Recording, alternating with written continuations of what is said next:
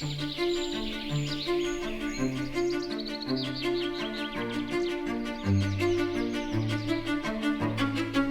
of the birds I only see it once or twice in all my life of photographer, so you need a lot of luck to get them.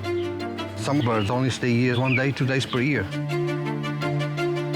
This is like a green oasis in the middle of the city. Birds tend to catch here. One day I was photographing Macau, and I start noticing some birds going from point A to point B or point C, and I start photographing them, and I enjoy it. I took two of my pleasures, nature and photography together. The focus is to get as most species that I can.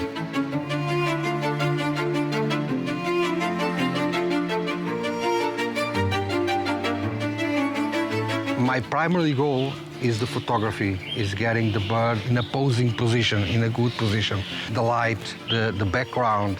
For the bird watcher, that's almost irrelevant.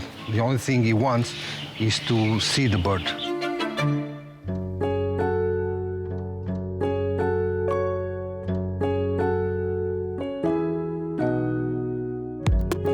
I usually wake up at 6:30 to start looking to see if I can find those rare birds. I started birding since I was a kid. My father would take me out and he will introduce me what are those birds are, even though there was not a lot of species, and then later on I become the bird lover. In Macau, we got a lot of bird photographers, but with binoculars, you can see things faster than the cameras. I think in 100, only 5 people in Macau, they have binoculars. Usually people, they just use cameras. It's a little bit competitive.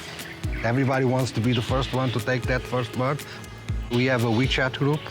People start saying, hey, there's a new bird here, so on, and the community congregate around the WeChat. In April and September, the migrating seasons, I usually go birding alone. I almost dedicate the whole month to go birding and see whatever I can find in the wild. The fortress, which is in the middle of the city, it provides a little bit of everything for birds to eat, so it attracts them to come here to stay a while. Some birds I only get it here, birds that eat seeds and plants, and sometimes we see eagles and falcons and stuff like that. One of my favorite is called Narcissus flycatcher, and it only visits during spring times. The first thing to enjoy bird watching is just go out to have a walk. Just don't get too close, enjoy it for a distance, and wait for it to come. Don't chase the birds.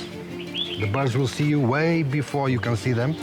So the best tip for that is to choose a place, stay, and wait. The second tip is be persistent. When I go birding, I feel myself being connected to nature. I think the most important lesson is that no matter what the men do, no matter how much buildings we'll build, the nature will persist.